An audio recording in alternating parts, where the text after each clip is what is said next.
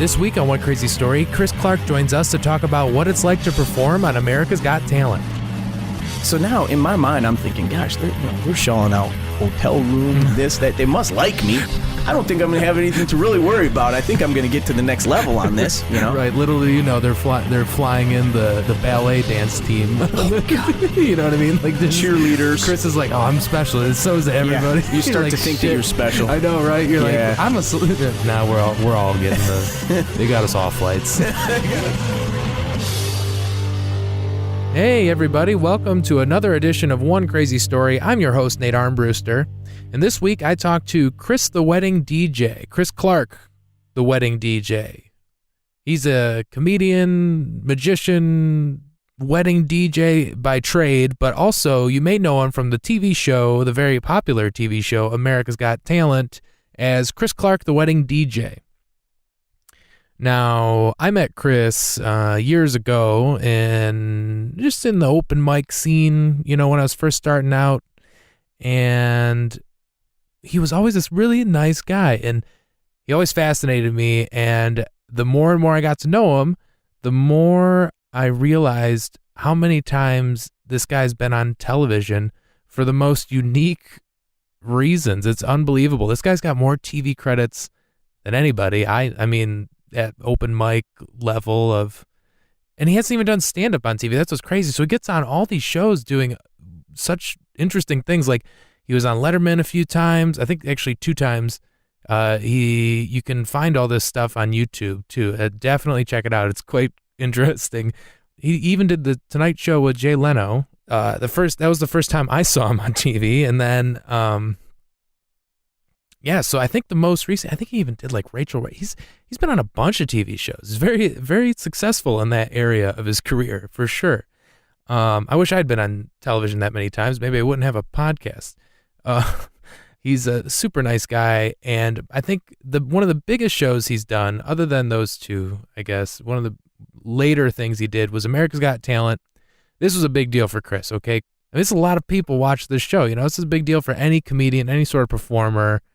To get on that show, and his plan wasn't to do just straight stand-up, right? He came up with this character based off of his day job or night job, I guess, or whatever, his job as a wedding DJ. So he calls himself Chris Clark, the Wedding DJ, and he dressed in a flashy suit, and he got all these people looking at him, and he got on the show.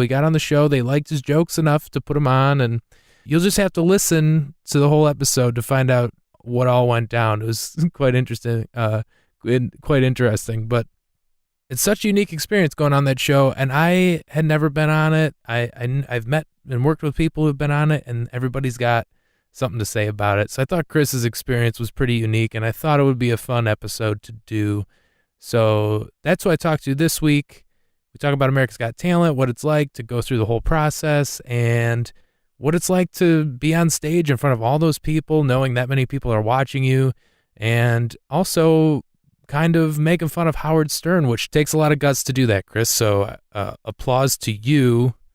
And so I hope you enjoy this week's episode. If you haven't yet, if there's anything you want to share with me, please email me at onecrazystory@gmail.com. Or you can always follow the show on all social media at One Crazy Story, Twitter, Instagram, Facebook. All those, and then, or Nate Comedy too, if you want to find out who I am. And if you enjoy the show, please share it with your friends. Tell your friends. If you're a fan of America's Got Talent, please share this with your friends. If you're a fan of anything, if you're just a fan, just a general fan of a lot of things, share it. Share it with people. If you like it, please leave a review, a positive review, preferably. I guess I can't stop you, but it'd be nice of you. So enjoy the show. This is a conversation between myself and Chris Clark, the Wedding DJ. What's funny about your America's Got Talent audition, or no, not even the audition, like the actual being on the show, is I saw it on TV in a bar. What bar was it? Decatur, Illinois. I was right before a gig. It was right before I was about to go on stage, and they had it on at the bar, and I'm There watching. it was. I'm like eating my meal, and I look up at the TV, and I'm like, holy shit, that's Chris Clark. It's like a weird place to, like, you're just in the middle of Illinois, and you're like, oh my god, I know that guy. And I couldn't see it because I couldn't like see the full show because like they had the sound turned off. Yeah. So it was just you doing, so I couldn't tell like how it went or that, but that was really cool. Thanks, man. The segment that I was on was a full minute. Mm-hmm. You know, it was a full minute on, you know, America's Got Talent. The thing about like it being on there, they played it over and over again, and so many times that they even put it on the anniversary special. Oh yeah. So if you go on to the 10th anniversary special, which is on YouTube or somewhere on the internet. This was the 2014 season, right? 13. Okay. Yeah. So 2013 in January is when I went to the audition, and I drove out to Chicago, and this is season 8. Mm-hmm. Season 8. So I had been watching the show for 7 years. Mm-hmm. And I just said, hey, you know what? I'm going to go out there. I found this jacket. Did you see the jacket? Yeah. Oh, yeah. I saw the picture. You sent me that picture before when we were talking about doing the podcast, and you sent me that picture with the jacket. Yeah. I found that at a... It's a great outfit for reality TV. It really is. That's what got me on there. Yeah. It's the jacket. It's all the outfit. Just got to look... You got to look flashy. You got to look flashy. It's the jacket... If you go onto YouTube and you want to watch this, folks, okay, what you do is you type in... Chris the Wedding DJ AGT. Chris the Wedding DJ AGT. Or, I don't know if you know this, but my segment was put on a compilation video of the best fails of season 8. Oh, God. The best fails of America's Got Talent 2013. So that has 9 million hits. 9 million hits. So you can see how you go do something, you're trying, you want it to turn out great, but you still get a lot of face exposure. Mm-hmm. You know? It's a huge show. It is. It's a huge show, and it was a lot of good experience. In fact, by entering a contest like this, it forces you to write, mm-hmm. and it forces you to put something together. So you know how we're always, as comedians, we're always trying to put stuff together. So imagine this. A lot of people who have an audition, they might not know, you have to time this for 90 seconds. Oh, yeah. You got short. That's short. Yeah. So you can do like, 10 jokes maybe, mm-hmm. you know, maybe 12. And they're very strict on the time until you get on stage. Once you get on stage, it's like they, you know, mm-hmm. that was a whole different experience. But I'll tell you, do you want to hear from the beginning? Yeah. Oh, yeah. Okay. I want to go back to the day you drove to Chicago. Okay, so I drove to the McCormick Center, which is in Chicago. It's a big convention center, and that's where the 10,000 people were. Yeah. Okay, and so I had to get there the night before because I had to stay in a motel so that the next morning I wasn't driving. I just would just go there. So I drove out in a snowstorm. Mm-hmm. Halfway out there, I thought of turning back because the snow was so bad. You know, right. It was really bad. So I drove out there the day before, the night before, got to a motel, and literally it was like 2 feet of snow, and I was thinking to myself, how are they going to have people at this thing? Who's going to show up? And then, of course, you hear stories. You think you're going to have to wait outside. You don't know. So I had a heavy coat.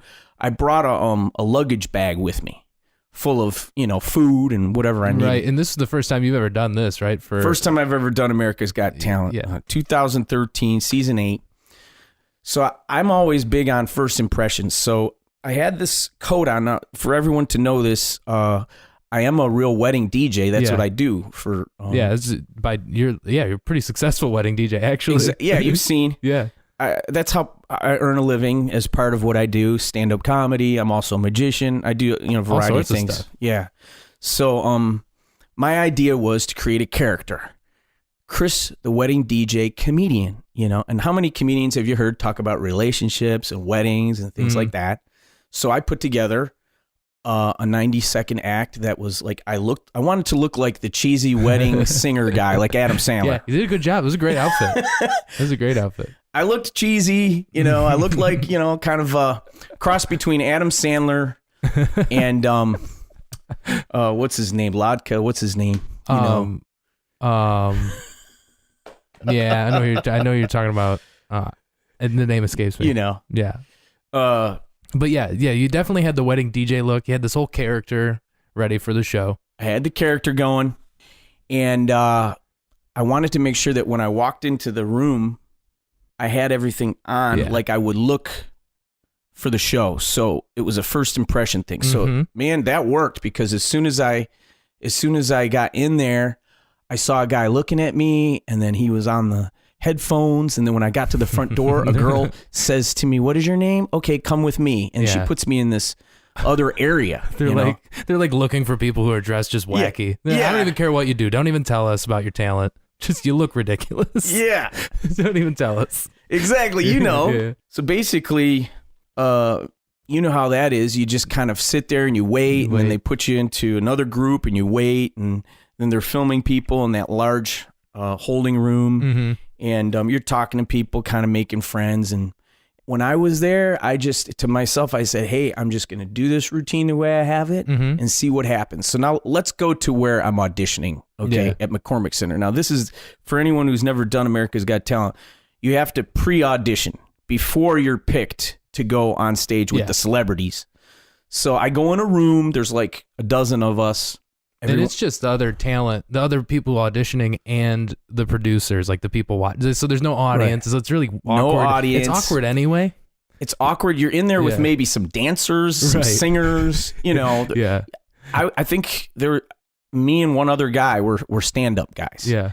And when we got all in there, I just basically said, am I in the right place for comedians to be? So right away, I brought attention to myself. Yeah. He goes, yeah, you are. I go, okay. Because I seen these singers and stuff. I thought maybe I was supposed to be in a different room. Right. Yeah. I feel like... He goes, no, everyone's here. You just got to like dress loud and act confused, and they'll love you. And they'll love you. Yeah. So I did my routine. And can I just touch on what the routine was a little bit? Okay. Yeah, so absolutely. I thought to myself, okay, they're going to think of me as a wedding DJ guy, cheesy kind of. So I'll just kind of make fun of weddings and stuff like that. So my opening joke was, I had to DJ, you know, it's going to be different doing it here, but hey, I do it like Rodney Dangerfield. I had to DJ a wedding for a couple of overweight people. So for their first dance, I played "Wobble Baby, Wobble Baby, Wobble Baby." You know that song, "The Wobble." Yeah, I do. It's funny. So you're basically just doing these jokes as a wedding DJ. They're kind of one-liner type jokes. Yeah. My next joke was, do you ever go to a wedding and you hate the bride and groom, but you got to give them a present? Well, just do what I do. You give them gift cards and then you don't activate them, you know? That's funny. And then I did the Kim Kardashian one that got on the TV show. I said, oh, I got to go DJ a wedding for Kim Kardashian. And then I look at my watch. I go, oops, too late. She divorced the guy. Oh, gosh. This was like a 90-second thing, right? It's a 90-second thing. Yeah. You kept it tight. And you did that voice, that character, right? I didn't do it like that. No. I just did it as me. Because I think that would have you'd have gone farther. Would have gone farther with that. Yeah.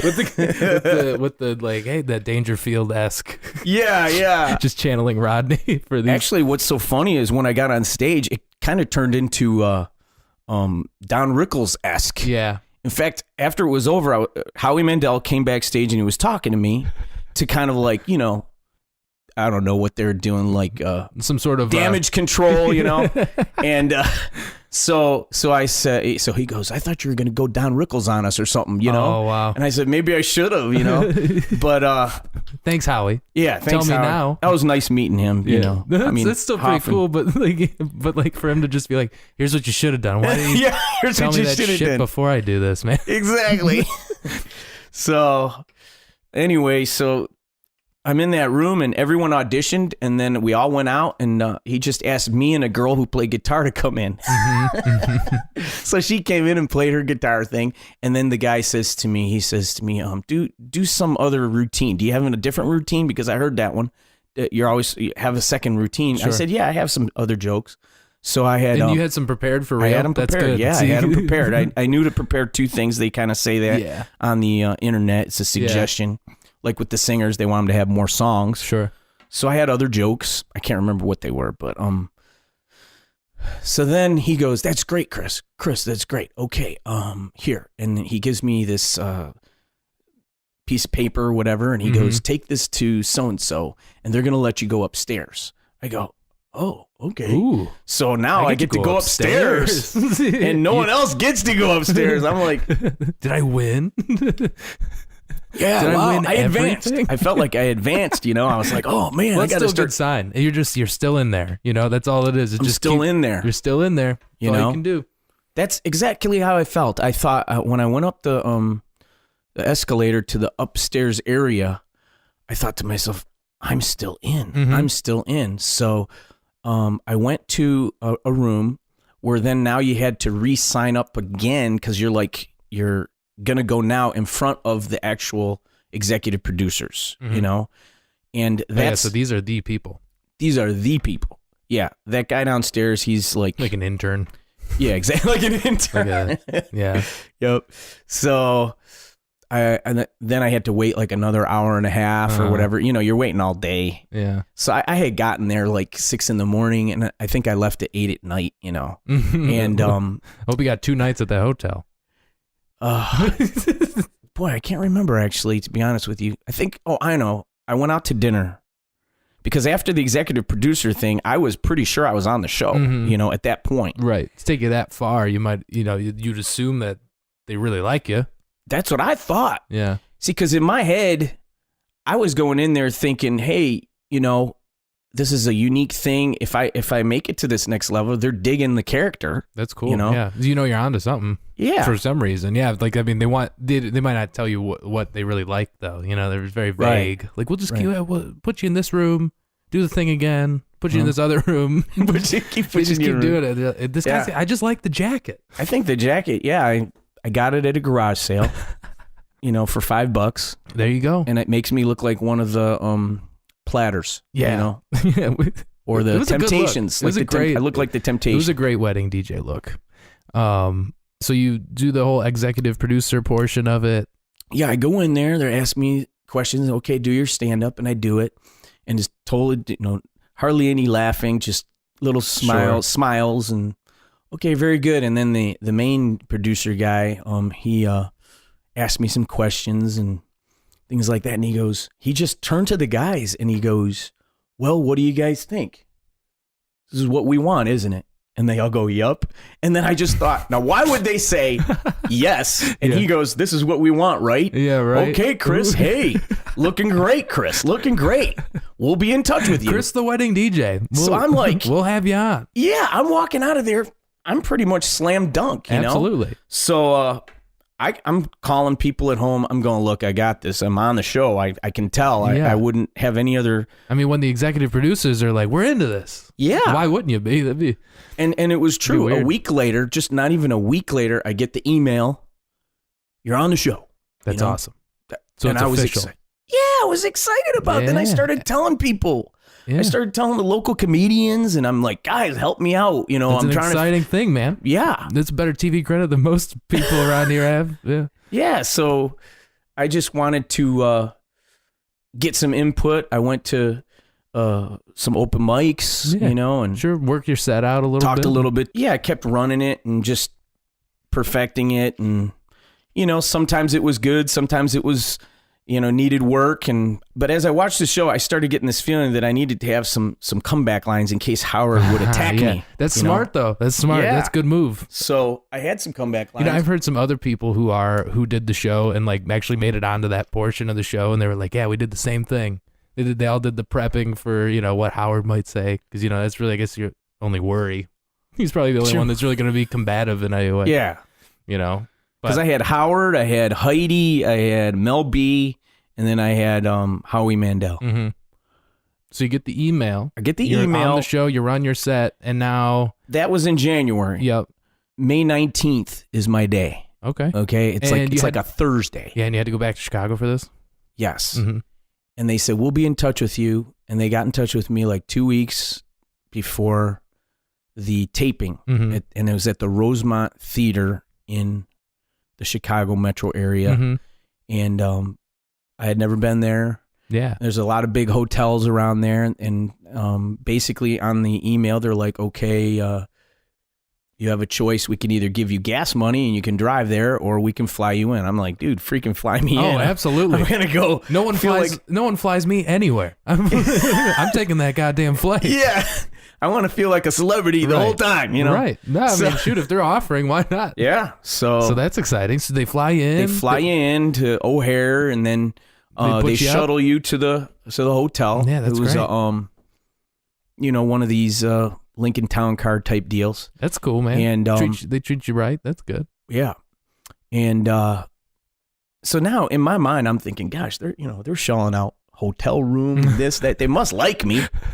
I don't think I'm going to have anything to really worry about. I think I'm going to get to the next level on this, you know? Right. Literally, they're flying in the ballet dance team. Oh, God. You know what I mean? Like cheerleaders. Chris is like, oh, I'm special. So is everybody. Yeah, you start like, to think that you're special. I know, right? You're like, I'm a. Now we're all getting they got us off flights. You show up to the green room. You're like, they flew me in. This 8-year-old girl's like, they flew me in too. Yeah. And you're like, son of a bitch. And your mom, you got 2 flights out of these people. Yeah, exactly. The stage moms are there in the lobby, and the kids. I saw this really great group of dancers from Boston. It was a group of dancers. They looked like they were from Fame, except they looked they had the leg warmers on and everything. But they were little kids, and I was like, this looks just like the movie Fame, where everyone was in their 20s, but you guys are like 10, 11, and 12. It's the prequel. Yeah, it's the prequel. And they were great, and they got buzzed off the show, and I couldn't believe it. Yeah, so you're like watching all these super talented people before you that are just like, I'm like, wow, I'd pick them. And nope. So here's where I kind of got a heads up about Howard. The night before, I went down to the pool. And there was another guy in the pool, and he was doing laps and everything. And I just thought, oh, I'll go in there. And I just was, I like to swim and just relax. And then he had auditioned already that day. He was part of a dance troupe from California. Oh, wow. And he says to me, they're just buzzing everybody off, man. It's like, they just, like Howard, he just don't like anybody. I don't know. He's just super jaded. And I said, okay, I'm going to be ready. Yeah. I still wasn't ready enough. Yeah, dude, you forget how legit Howard Stern is. Oh. I'm like, I could take him on. Nope. No, you that can't. Dude's legit. Yeah, so this guy kind of gives you a little heads up that he gives me a heads up. Mm-hmm. And then that night, I just, worked on the routine. Yeah, just ran through it again. Ran through it, make sure I had it cold, and I had it really good. And then I basically I had to get up at 6 a.m. They wanted me downstairs like by 6:30, 7 o'clock. I was like, that's okay. Super early. What time was the show at? The actual. Well, here's the thing. I think that they just want to kind of like wear you out. Yeah. I mean, this is what I found out, because they didn't have me go on until 7:30 at night. Wow. Yeah. And there was two tapings. There was a taping that went from like 11 to 3, and then they took a couple hours break, and then people started coming in at 6, and they started the same audience.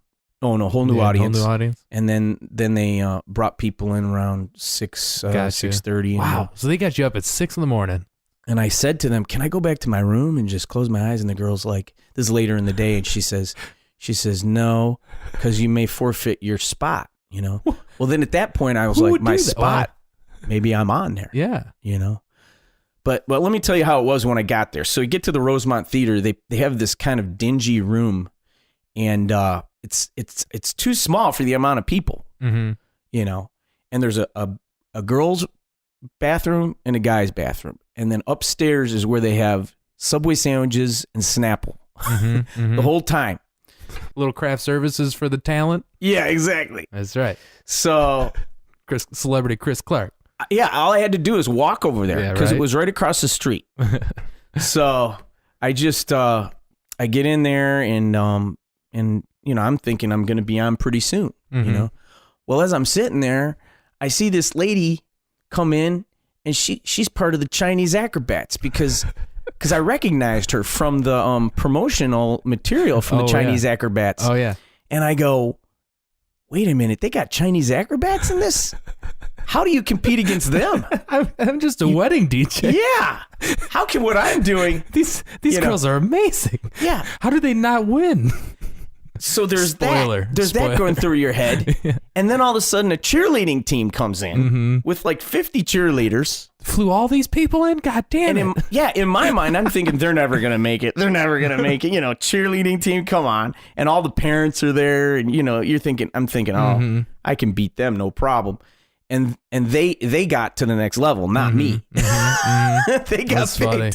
So, that's funny. So, and then I met this guy, Javon, an R&B singer. I'll tell you about him later, but he was in there with me for the whole time. There was a couple guys and me that were there the whole 13 and a half hours. You know? Yeah, so you became friends with some of these people. Yeah, yeah, and then in the meanwhile, America's Got Talent is like, okay, we want you to come over here, and then they'll film you talking with other contestants for like an hour, and then they'll go, okay, go over here and talk to these people, and then you'll talk to them for like an hour, and it's like meaningless, and they'll put mics on you. They have little mics on you. Yeah, they just want somebody to say something ridiculous, you know?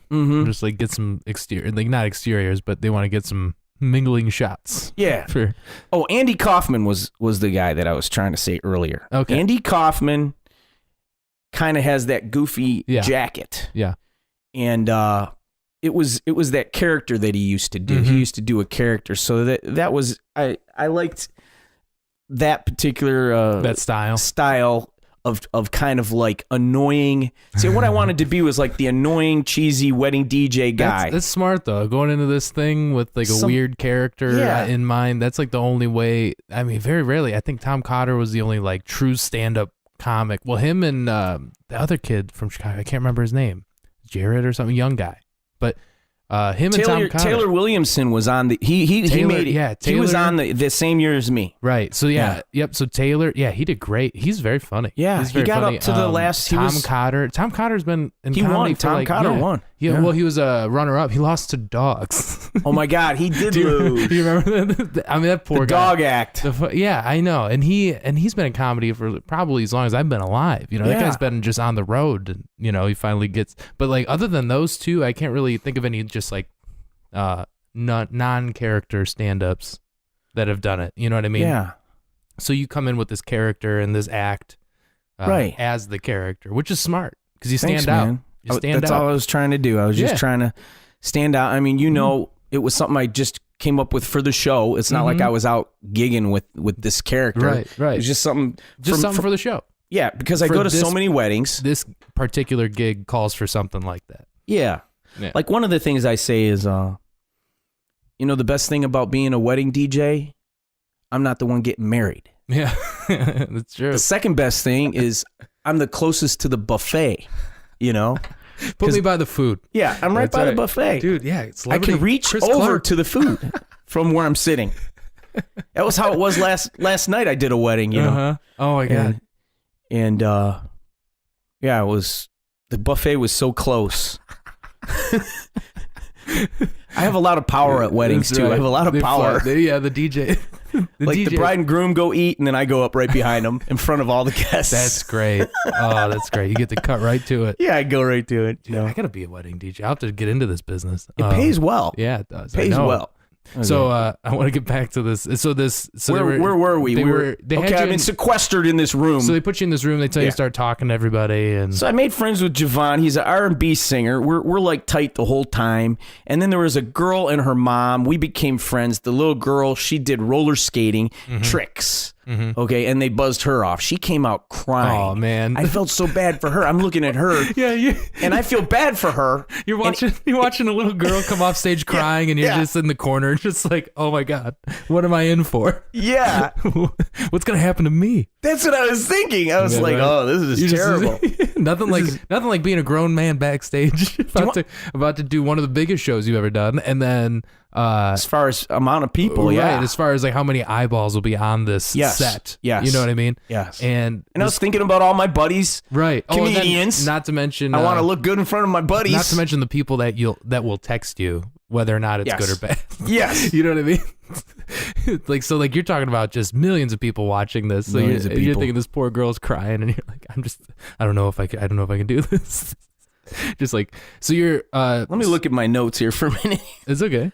I know I kind of interrupted you at when you said something about the girl coming off stage, you made friends with Javon, this girl, and the mom. I made friends with the girl and her mom, and they were really nice. They were from out west, and the mother owned a roller skating rink, and basically you become friends with these people. You bond with these people very quickly because you're all about to do the same, scary thing, getting in front of the judges. So, and when she came back out crying, I was just like, I just felt bad for her. Oh yeah, you don't want to see a lot of girl crying. That's a horrible. No, that's a horrible sight. And I saw a lot of people crying coming out there, and then some people would come out. Oh yeah, we got pushed through, and I was like, and that would be like one group maybe every 10 acts. So here's the statistics: they did 8 cities, 10,000 people per city. They said they have a meeting before you go out.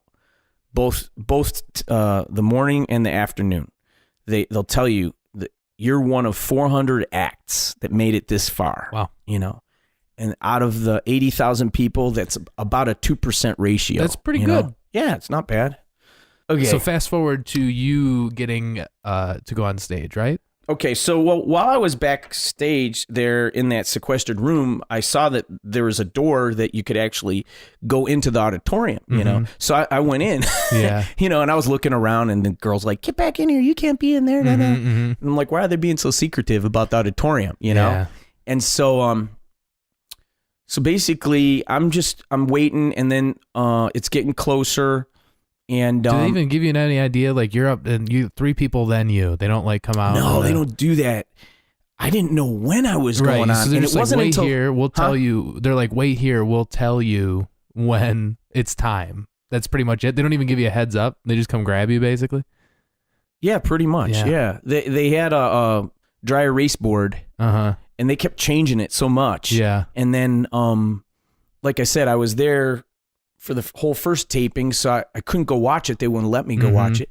So then I hung out there all afternoon until the second taping started, and I could see the people lining up around the theater. And then so then basically I didn't want to eat too much because I you don't know when you're gonna. Yeah, you're nervous. You're just trying to. Yeah, you don't know when you're gonna. You don't want to go on stage and have to like shit yourself. Exactly. You know what I mean? Like, or pee. Do I have to go on right now? Hold on, can I use the bathroom? Yeah, I didn't want to have that happening. Then the men's bathroom toilet got clogged. So if you had to do anything but pee, you had to leave there and go up into the lobby. So I said to them, "Hey, I gotta go to the lobby." Yeah, Right. So I went up to the lobby, and that's when I was able to peek in the room. You know, I was able to see, the whole stage setup, and so then I had it in my head, okay, and I wasn't as nervous, and then I went back down there. So finally, we're getting closer, and they mic you up. They give you one mic for the stage people to hear you, and they give you another mic for the producers to hear you. Okay, they're like wireless. Yeah. And they asked me, did I want to stand? I said no. I want to just walk out with the handheld mic. And so now I'm backstage in line with a bunch of other people, and I can see the monitors. There's this one guy dressed up in a giant diaper. He's a I think I remember this guy. Yeah, wrestlers, and they're actually from Detroit too. Yeah, that's hilarious. And I do remember it's a group of wrestlers.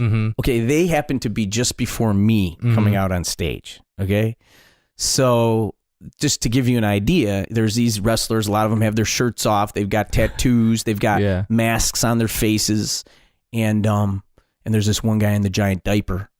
And I'm behind them, and I'm thinking to myself, this doesn't look good. Oh yeah, this doesn't look good to be behind the guy with the giant diaper. Nope. And so the guy who was the intern, kind of watching me, he looks at me, he goes, "You don't look too good." And I go, "Yeah, man. I mean, I've been back here for such a long time." And he goes, "Here, drink some water." And I go, "Okay."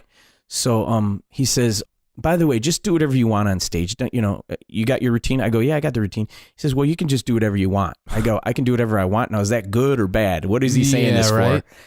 Get inside your head there. Yeah. So I go, "Okay." I said, "Can I improvise?" He goes, "Yeah, you can improvise." I go, "Fine." Sure. So and now it's 90 seconds. Truth, like in the moment, it's 90 seconds, right? Because they edit it down for the final cut of the episode. But you're supposed to do 90 seconds this on this night, right? I was on stage for like 15 minutes. Oh, wow. So they let you do a whole set? Like a longer... Like, I mean, so the actual act for this portion... My act was 90 seconds. Right, okay. But I'll tell you what happened. But total of 15 minutes, but the act, like the part where they introduce you, you just go right into the jokes, and that's 90 seconds. So you only perform technically for that minute and a half, right? But then there's this interview, and you come out there, and basically you're backstage, and you're moving towards the curtain where Nick Cannon, okay? So you can see monitors. So I watched those wrestlers go out there and do their thing, and it's just all one of those acts that they just buzzed you off, and So now, okay, here I am at the curtain now, where I'm gonna meet Nick, okay? And he's like, "How you doing? Chris Clark, wedding DJ, nice to meet you. What are you gonna do? Stand up comedy?" And I was like, "Oh yeah, you ready for this crowd here in Chicago?" I go, "Yeah, I'm all ready for him." That's basically all I said. Because I didn't want to get into too long of a talk. I just wanted to go right out there, So as I'm walking out there, just as I walk out there, I hear Howard Stern turn to Heidi and those other guys. He turns and he goes, "Remember, he's mine. He's mine. God. Remember, he's mine." I can hear him because he has a mic on. Right. And there's monitors. So he's mic'd up. But you can hear him on the monitors, not in the theater. We have to be able to talk. So he's talking, and there's monitors. That's fucked up. And he goes, they're clapping, but I hear, "He's mine. Remember, he's mine. He's mine." I heard that. And I go, "Oh, man." As I'm walking out, I go, "Oh, man." And I go, well, I'm all ready for him, with these comeback lines. Right. So you're feeling good. So you want to hear what I actually did? But you're feeling like confident at this point. Like you're like ready to go. You're like, "I'm going to do my I shit." was so ready to go, man. I told Nick, I said, "Nick, I'm ready, man." Yeah, right? You're pumped. I'm ready for this. I'm all pumped. And I did and you get the audience engaged right at the beginning. Right. Good set. You had a good set. Yeah, well, I didn't get through the whole set. But I mean, but here's what happened when I started, okay? So Howard wants to start insulting me right away, and I had these comeback lines. So he says, "What's your name? Where are you from?" Blah blah. I go, "Chris Clark. I'm from Detroit, Michigan." And I go, I said, "Chris, the wedding DJ comedian." I took my wedding experiences and put it into comedy. He goes, "Oh, this is the stuff they didn't show." He goes, "Oh, you're a wedding DJ? Oh, that doesn't make any money." And then that's his joke, right? And I go, "Well, of course, none of us have your kind of money." And then the crowd laughed. That's good. That's good. I said, nothing, your own. Nobody makes any money compared to you, right, and then they laughed. Yeah. And then I got Heidi laughing. I got Mel B laughing. Howie was just sitting there trying to determine, is this guy good or what? Yeah. Okay, so then he goes, "Well, I don't like that jacket." Now, here was the thing. I was ready for the jacket insult. Yeah, sure, because that's the most obvious thing that they're going to make fun of you about. So I had prepared, "Well, I didn't wear this jacket for you, Howard. I wore it for Heidi because she's the fashion expert." That's funny. Boom, I got a big laugh. Killing it. Just killing it. I'm killing it right there. That's better than the act. Yeah, it is. It's better than the act. I mean, that audience wants to see you calling Howard Stern out. Yeah, they don't really care about your jokes. Exactly. And so I followed that up with you remember Macklemore? Mm-hmm. He had that thrift shop. Mm-hmm. So I said, "I didn't wear this jacket for you. I wore it for Heidi. She's the fashion expert. And by the way, I bought it at a thrift shop down the street for 99 cents. I was popping tags." Boom! Just killing it. All these layers of people, like the mezzanine, the upper deck, the lower deck, they're all laughing. Chris Clark killing it. It's like 30 seconds. I'm waiting, and Heidi and Mel B is falling over Heidi like this. Yeah. She's leaning over Heidi like this. And Howard gets up as the laughter comes down, and he just turns to the audience. He goes, "Hey, he's not a comedian," like that. Like, he's not a comedian. And then at that point, I was like, now how do I come back from that? He's directing them that I'm not a comedian, right. Okay? Yeah. So then this globally famous man is telling the audience that I'm not a comedian. Basically, translate, boo him. You know what I mean? Right. So then I had to respond. Yeah. So I said, "Well, Howard, yeah, I am a comedian. That's why I'm here." I go, "Now, I'm not a comedian full time, but that's why I want to win this show so I can be a full-time comedian, you know? Yeah. And so then he's like, okay, tell us, you know, he starts asking me these interview questions. You know, he wants to divert the whole thing, you know, and he did a good job of putting the kibosh on the thing, you know, just kill the crowd, go into broadcast mode, go into like no laughter, just quiet interview, you know? So he's like, so what's your dream? And I just said, oh, my dream would be like maybe get on Saturday Night Live or something like that, you know? I was just, you know, tell him my dream. And he's like, okay, I'm Lorne Michaels. Go ahead, audition for me. This is Saturday Night Live. Audition for me. And so like, I'm like, oh shit, I shouldn't have said that. So, Chris. So then I just started doing, you know, I was at that point, I felt like the gladiator and he was like Caesar. Yeah. And I'm this dot on the stage. And so I was just like, okay, what do I do now? How do I recoup that rhythm that I had? Right. And I you started off like just killing it. Couldn't recoup it. Yeah. And then after all the Howard Stern interaction, yes, to basically throw you into your act. Okay, go ahead. Yeah, he's like, okay, yeah, go ahead, Chris. Yeah, you know, audition for me for Saturday Night Live now. Come on, you know, let's, you know. And I'm like, and so from there, you just start with the first. Here's joke. what I did. Like, how do you transition from? I had a good transition. My transition was, in fact, I had prepared this too. I figured I might need a transition, so I said, "Hey, Chicago, this is the home of the cha-cha slide. This is where the cha-cha slide was invented." And it was. Yeah, wedding DJ. Yeah, That's DJ some wedding Casper. DJ trivia. Yeah, that DJ is from Chicago, you know? So then they started cheering for the cha-cha slide. I said, you know that one? Great. Yeah. And then I just got into the wobble. Jokes? The wobble baby joke was the funny one to start with. And then I just do joke one, joke two. So then by the time I got to the Kim Kardashian one, then he buzzed me. And when they buzz you, it sounds like one of those buzzers at a basketball game, but it's like 5 times as loud. Yeah, and it's just scared the hell out of you. It was this quick. He buzzes me once, okay, and then all of a sudden they stuck a boo track on. Oh, you're an audio guy. You can tell if something is real or a boo track, you know. So they had this, boo, you know. It's just an audience booing you. Yeah, and then they started booing me, and I'm sitting there going, okay, what do I do now? And I actually said the words, is this what I waited 13 hours for? Oh my God, I can't believe I'm going to have to deal with this. So so at this point they've had enough. The audience, everybody. I mean, the boo track, all that, everything's just now it's just gone horribly awry.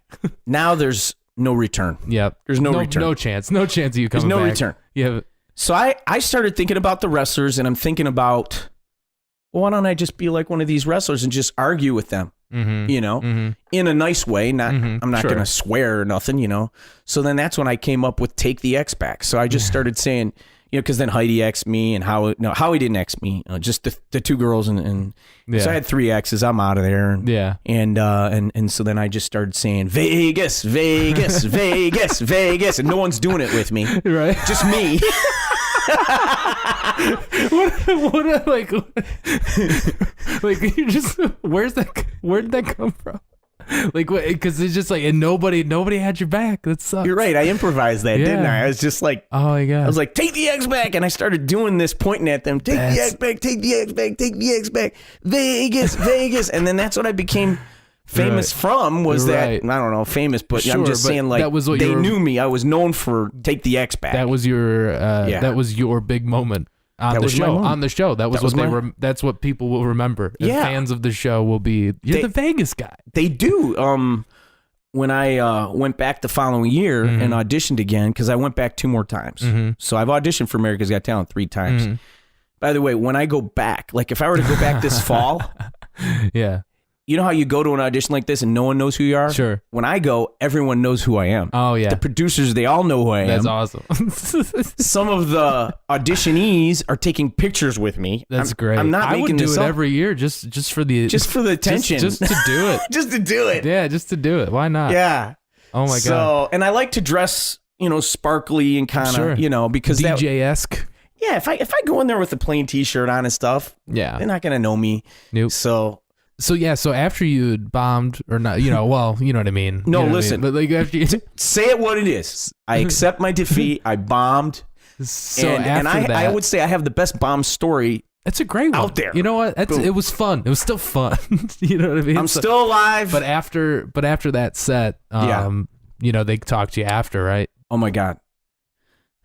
I was in shock. Yeah. I was on stage for about 15 minutes and I wouldn't leave the stage. That was part of my thing. I just got into this mode of I didn't care. Yeah.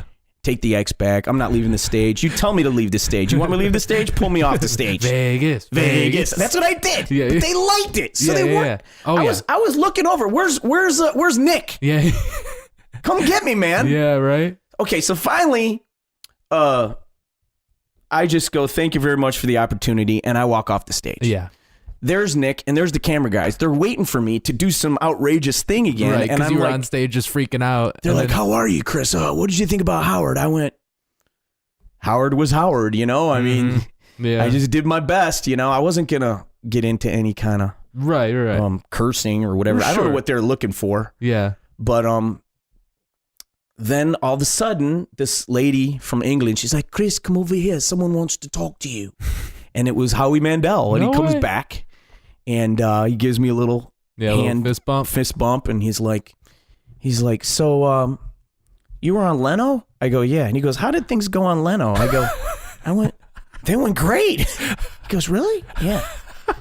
I thought you were going to do like a little Don Rickles thing where you're going to just keep insulting Howard the whole time. That would have worked. And I'm like, yeah, that probably would have worked, Howie. Damn. I go, oh, you're the nicest guy in Hollywood, man, Thanks for the advice now that I lost. You just go back to your cool chair. Yeah. Oh, man, that's hilarious. So then that was about a 5 to 6 minute talk with him. And then he says to me. That's cool that he took the time to talk to you. That's cool. It was, yeah. And they filmed that. Yeah. And he goes, well, you know what? Keep doing it. Don't give up, because I almost gave up, when I was in Vegas and I had to open up for Diana Ross and the audiences were terrible and I had to just overcome that. So don't give up, because you know what? And then he fist bumps me and he goes, because you may open up for me one day. That's what he said to me. Right. I thought, I know he's just making that up, but I'm waiting for that phone call. But that was nice. And then the lady says to me, Chris, come over here.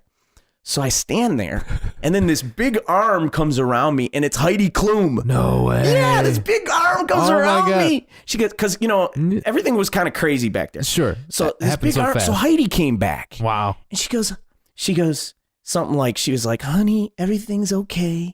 You gave it your best, and just wasn't your night tonight, but, just keep doing what you're doing, And I was like, okay, Heidi. Thanks, Heidi. Yeah, and she was really tall. With heels on, she's really tall. Wow. So, yeah, Heidi Klum and oh, that's cool. Howie Mandel. And let me tell you, this is how we'll finish this, because this is so funny. Yeah.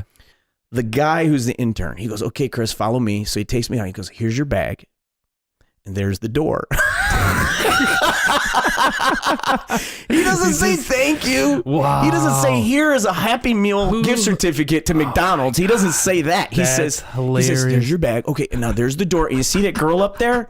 Talk to her. She'll check you out. I go, okay, great. And now I'm not thanking him because of all what happened. I'm waiting for him to thank me. No, thank you. No, thank you. That's what it, I go up to the girl, and she's like, oh yeah, Chris the wedding DJ. Yeah, you're all set, Chris. You're all set. Yeah, we don't need you to come back ever. We don't need you anymore. She's like, did you get your they give you, I think it's called a per diem or whatever. Sure. For $100 they give you $100. She's like, did you get your $100? I go, yeah, I got that. And she's like, okay, then you're all set. The shuttle's on the other side of the door. Just go out there and wait for the shuttle. No, thank you. You're not going to say thank you to me. You guys just what you just did. You're not going to thank me. No, dude. No. She's like, just go in the shuttle. Yeah, and the shuttle's already there. All right, it's full of people, and I'm thinking I can't get on this. There's too many people in there. It's that cheerleading team with the cheerleaders that I told you earlier. I'm like, they'll never get on there. What are they just? You both, they come all the way out here from Texas. You're talking all this shit in your head, and you end up on the same shuttle back to the hotel. advanced. So I walk in there and they're like, bunch of happy- did you make it? Like, that's the first thing they say. Did you make it? Because, everyone's kind of bonding. We all know each other. We're all there all day. Yeah, totally. Did you make it? And I'm just like, a bunch of kids. no, just a bunch of kids. I got booed off, And they're like, oh, I heard them all go, oh. And I go, just a bunch of kids. They're waiting for me to say, what about you guys? They went, we made it. Ah! And I'm like, oh my God. What a shuttle ride back to the hotel. That was a terrible shuttle ride back. And then I get to the hotel and take that $100. Yeah, go get some ice cream. Yeah. just enjoy your free hotel room. Exactly, man. Yeah, that was that's what the story. Experience, man. That's the story. What an experience. I just chilled out at the hotel and got some food, and then I remember the next day taking the shuttle to the airport, and I was like, I want to get out of here as quick as I can. I just want to get go. Nope. Delays in the airport. Delays in the airport. Never ending. O'Hare Airport's one of the worst. Yeah, it's busy, so man. I'm stuck in that airport for like 10 hours. Oh, there's delays. Just can't leave Chicago. I can't get the heck out of it. Would have been... If you had advanced, you'd have been like, shit, I'll move here. Fuck it. it's like a feast or famine kind of a thing. Totally. So what did I end up doing? I said, well, let's see. I don't drink much, but I can now because I'm not driving. Sure. I'm just flying somewhere. So I went in the bar and then I just had some drinks and I just told people my sob story. There you go. I was just crying. I got booed off stage by meeting total strangers from other parts of the country. Chris, are you crying, sir? I had tears in my eyes. At that moment, I was like, you okay, sir? I just got booed off stage at America's Got Talent. Howard Stern said I'm not a comedian. You just this poor guy at the bar. Oh my God. Yeah. Well, Chris, I'm glad you made it out alive. I can't wait to hear this, man. I thank you for doing this. I appreciate it. Yeah, man. Thank you.